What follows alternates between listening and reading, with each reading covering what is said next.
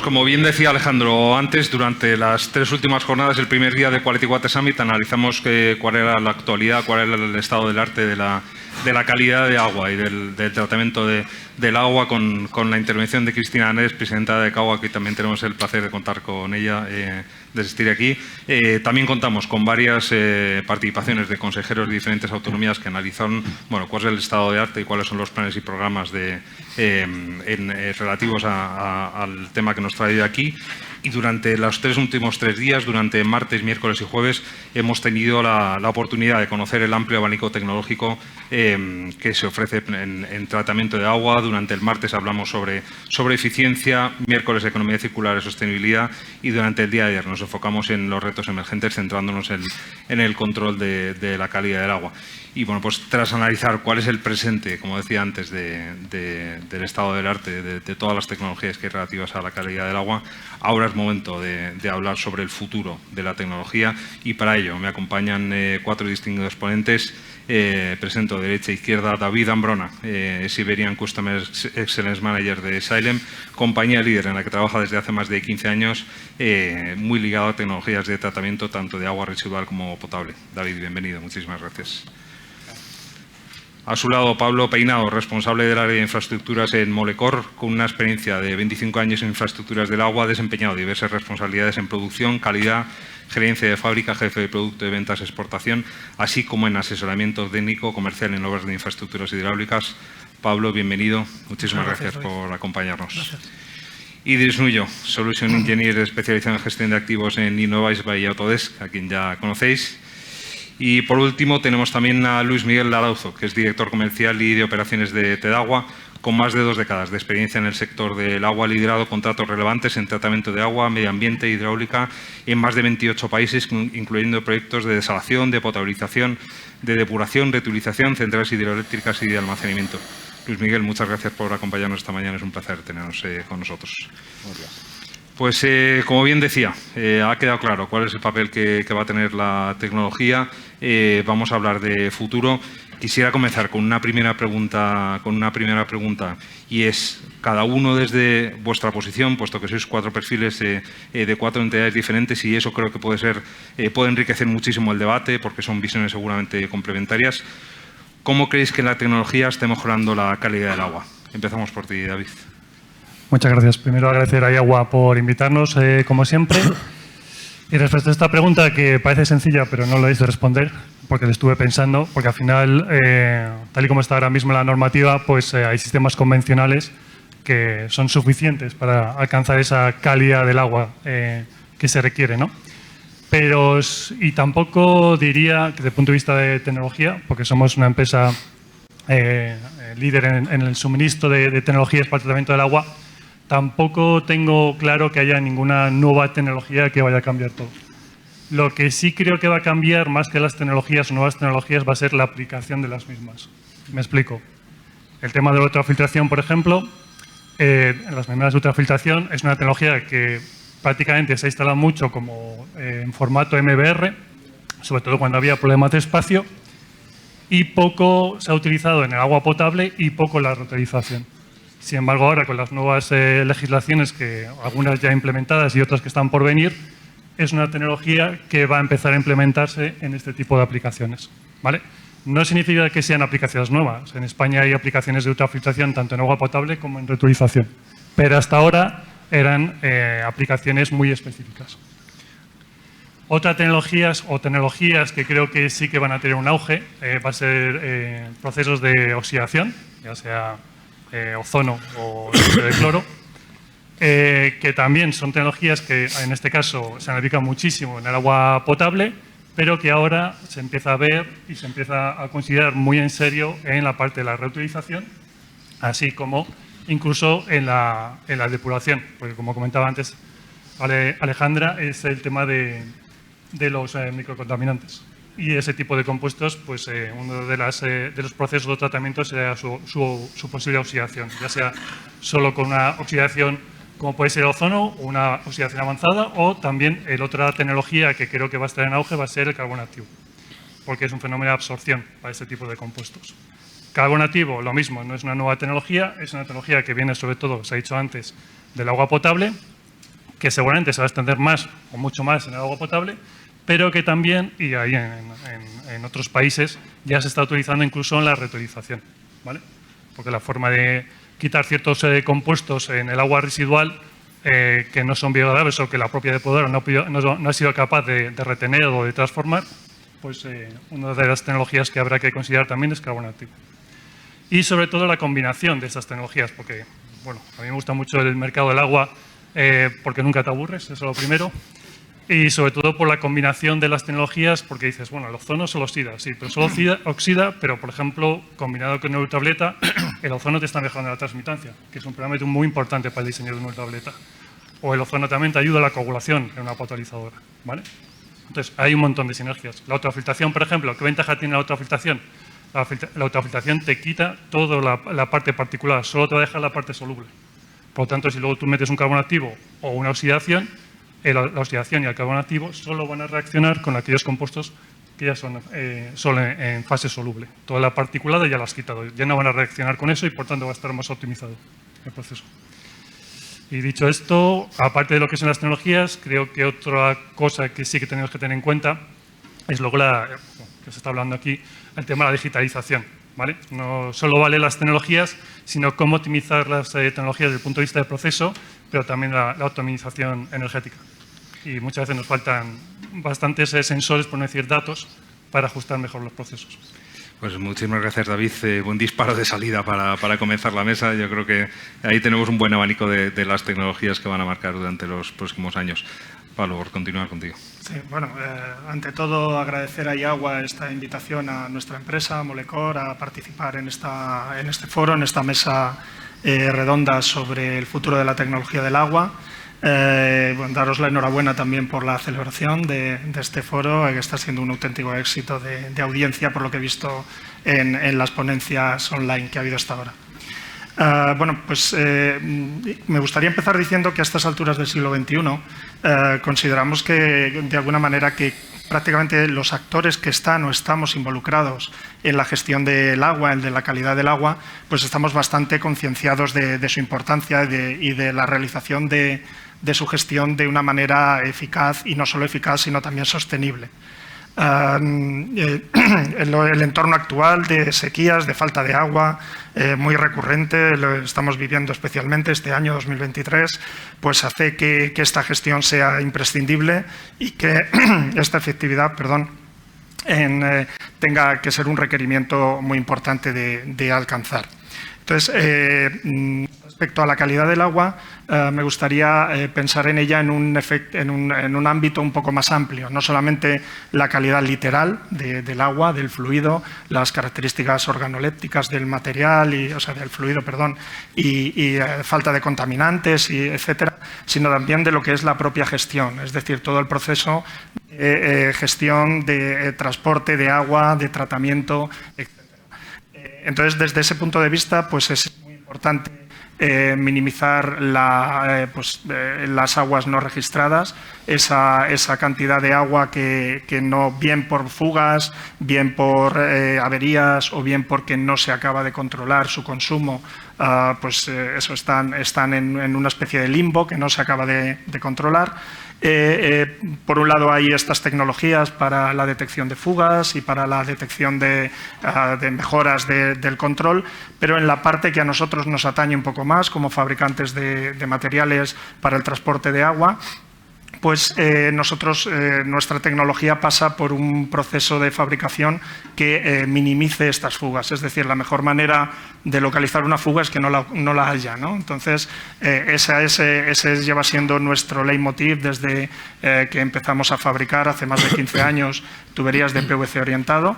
Es un material que tiene una característica importante, y es que el método de fabricación Molecor para PVC orientado no existía antes de nuestras patentes de fabricación, y es un proceso que es una orientación molecular a través de aire a presión, de tal manera que si el tubo base del que proviene el tubo orientado no está perfectamente conformado, el tubo no se orienta.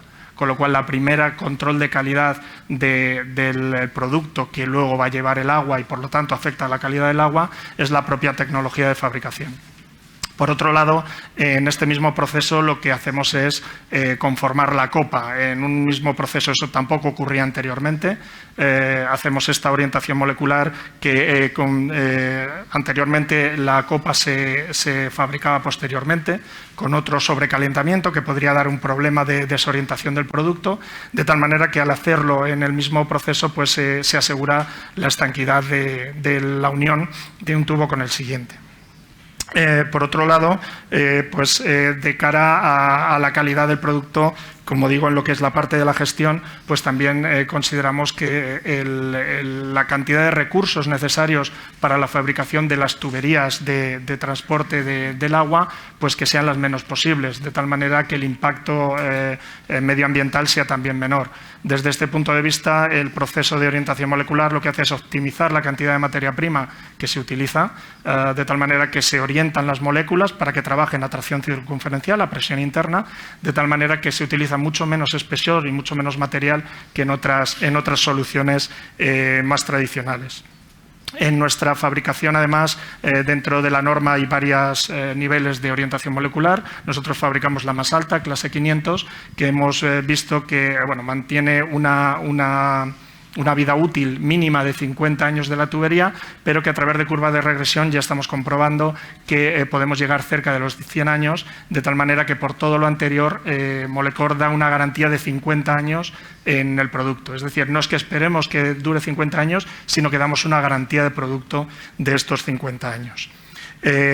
También indicar que fabricamos accesorios de PVC orientado. Esto es una fabricación innovadora, tecnológica. No hay otro fabricante a nivel mundial que fabrique accesorios en PVC orientado. Llegamos a fabricar esta tubería de diámetro 1200. También somos el único fabricante que a nivel mundial fabrica este diámetro en tubería de PVC orientado.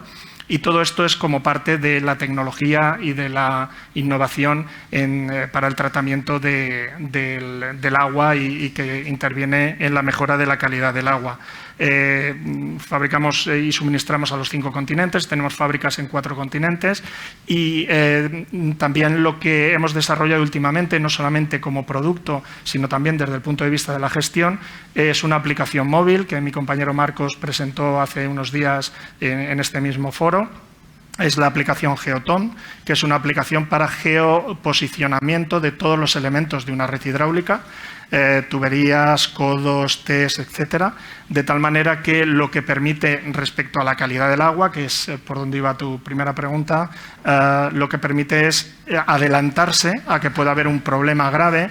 En el caso de que llegue a haberlo, pues tener preparado el material para la reparación, porque no hay que descubrir para saber lo que se va a necesitar y finalmente pues hacer la reparación mucho más rápida. Todo eso además a través de una aplicación móvil que tenemos todos en el bolsillo y que hace que sea mucho más tecnológico y sostenible. Entonces, muchísimas gracias, Pablo. Bueno, excelente radiografía de un poco los retos a los que nos enfrentamos. El otro día tuvimos el placer de tener una sesión sobre todos los retos que se nos presentan y toda la tecnología que estás desarrollando en cuanto a redes y agua no registrada. Y bueno, quedaba patente justo lo que decías, ¿no? La necesidad de desarrollo tecnológico que está haciendo y por otro lado la necesidad de invertir en esa renovación, en ese mantenimiento de redes, en ese parque tan importante que tenemos y que permite llevar agua a todos los sitios. Idris, una primera radiografía sobre cuál es vuestra visión. Nuestra visión en Innovyze. Pues en Innovyze, bueno, como empresa de software, nuestra visión es de crear, digamos, réplicas de la realidad, ¿no? En nuestros productos. Es desarrollar, digamos, modelos digitales de las redes, sobre todo, ¿no? De las redes de aguas potables, de las redes de saneamiento pluviales combinadas, pero que también incluyen, digamos, la superficie y cómo reaccionan todas las redes, porque en realidad lo que creamos es motores de simulación, ¿no? Que replican la física de cómo reaccionan esas redes, las redes de agua bajo, digamos, las demandas diarias, cómo cambian las presiones dado estas demandas,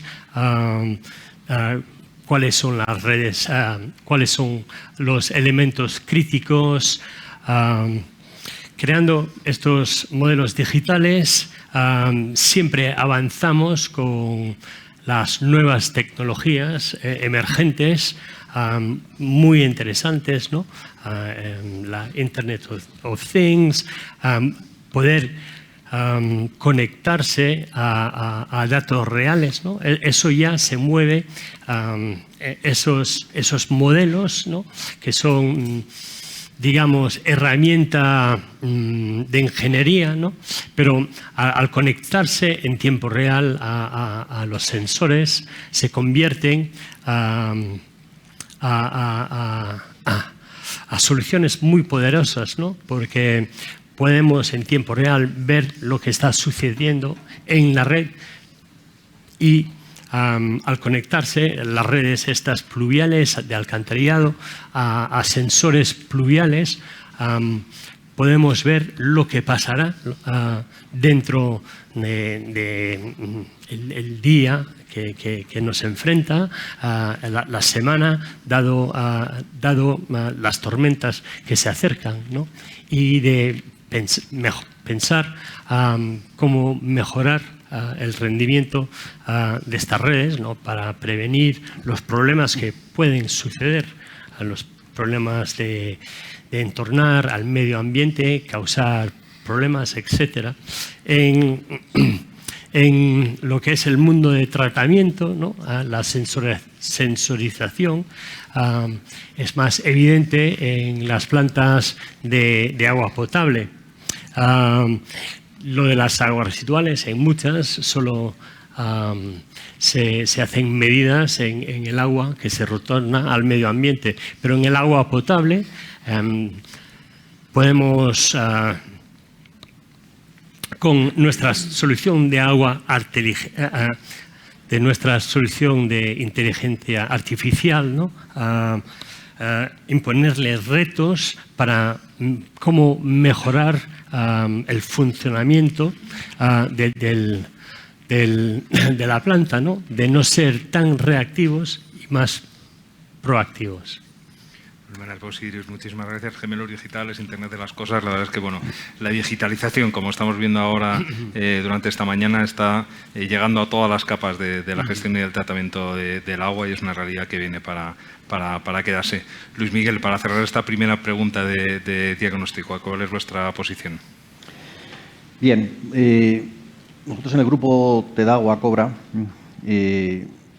la perspectiva un poco de la tecnología creo que la vemos un poco en tres bloques, ¿no? Uno es el que yo creo que se ha comentado todos estos días, muy refrendado con mis compañeros de aquí de la mesa, es el tema de cómo optimizar tecnologías que ya llevan un desarrollo, ya están probadas, han funcionado, pero hay que dar un paso más, ¿no? Tenemos la espada de Damocles del consumo energético, tenemos retos como todos los contaminantes emergentes, que ha comentado Alejandra antes, y en ese sentido, bueno, pues tenemos la experiencia de la operación de infraestructuras que se han realizado a lo mejor hace 10, 15 años y que creo que tenemos que poner en valor para darle ese plus. Es decir, especialmente estamos nosotros muy centrados en todos los temas de terciarios y todos los temas de la utilización de membranas para la reutilización.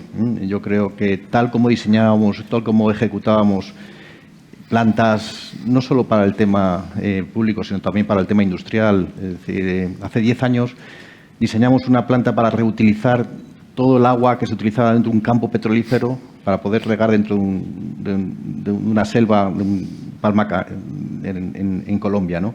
Bueno, pues todo ese agua, que era un agua un poco novedosa en aquel momento, requirió un I+D, requirió una operación de mantenimiento y, evidentemente, los materiales que se utilizaron para la autorefiltración son diferentes a los que se están utilizando ahora. Es decir, ese tipo de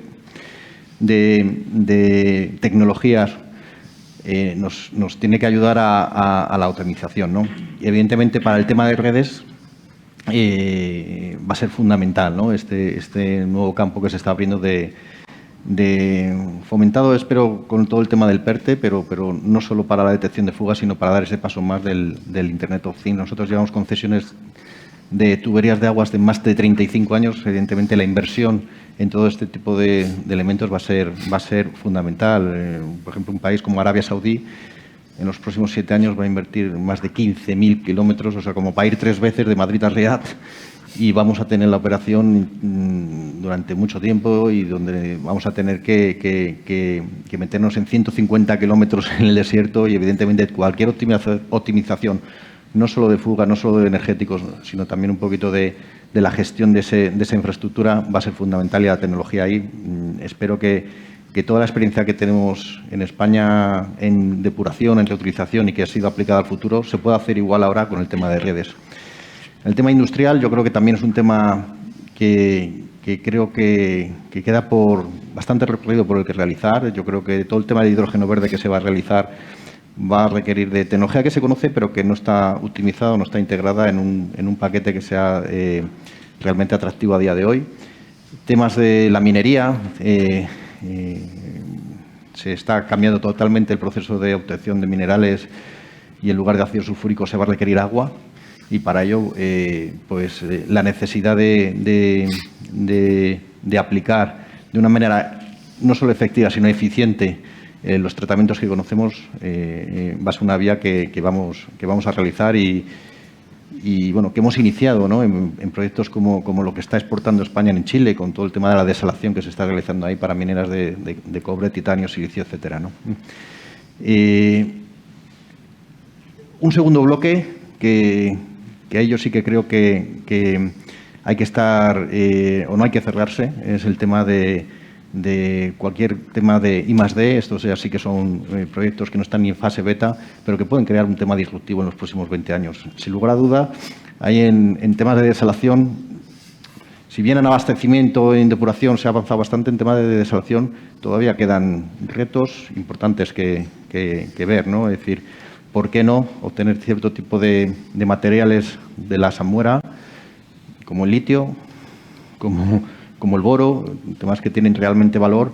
Y si encontramos, en este caso, pues pilas de electrodiálisis selectivas que puedan hacer una recuperación de estos componentes, va a tener un efecto muy positivo, ¿no?, en la economía circular que estamos buscando en el tema del agua. O por qué no decir poder obtener energía también de la salmuera, ¿no? Estamos probando proyectos de I+D en temas de grafeno para tener pilas que puedan obtener energía de un componente que si no se va a tirar al mar y no va a tener ningún uso, ¿no? Y tercero, yo creo que sería casi el que más destacaría de bloque un poco para el futuro, es la experiencia que un poco tenemos en España a la hora de integrar todo el tema de tratamiento de aguas en el resto de infraestructuras. Es decir, yo creo que hay pocas empresas internacionales en el mundo que compitan con las españolas en el sentido de poder no solo aportar una planta desaladora, sino a lo mejor una desaladora que se combine con una central hidroeléctrica reversible, que combine el uso del agua en tiempos donde no hay demanda y pueda utilizarse esa central reversible para exportar la energía cuando sea demanda y no haya renovables, por ejemplo. O ¿por qué no darle una vuelta y poner placas solares flotantes a depósitos en altura y combinarlo con una desaladora que está a una cota inferior?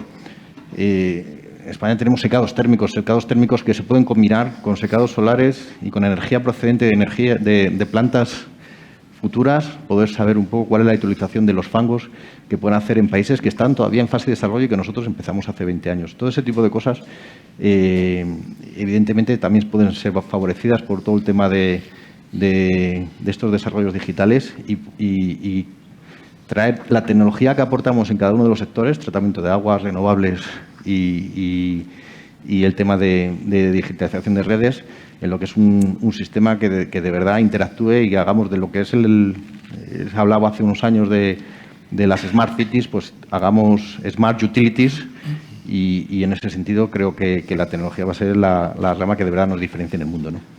Muchísimas gracias, Luis Miguel, y muchísimas gracias a los cuatro. Excelente primera pregunta, donde pues hemos identificado la posibilidad de combinación de tecnologías de tratamiento, optimización de las tecnologías que tenemos y que todavía tienen posibilidad de desarrollarse más, la necesidad de la inversión y mantenimiento en redes y reducción de agua no registrada, digitalización, por supuesto, I+D, una apuesta por la economía circular, como decía Luis Miguel, con la capacidad de la obtención de sus productos, en este caso de la desalación y de otras tecnologías de tratamiento, o incluso de energía, posibilidad de extracción de energía de la salmuera. Y como bien decías, para cerrar, pues el liderazgo español que podemos tener en esa integración de infraestructuras de tratamiento de agua con otras muchas. Ahora sí me gustaría ir preguntándoos a cada uno de vosotros, como os decía al inicio del debate, yo creo que es muy interesante que cada uno venga desde un foco, desde un sector, de una óptica diferente. Quiero ir preguntándoos uno a uno. David, como representante de Xylem, una tecnología que referencian en soluciones innovadoras y sostenibles, tanto en depuración como en potabilización de agua. En tu introducción has hecho ya una buena radiografía de cuáles son un poco las tecnologías que se están imponiendo durante los próximos años, y desde Xylem, ¿cuál creéis que son las tecnologías que se van a imponer o que más desarrollo van a tener?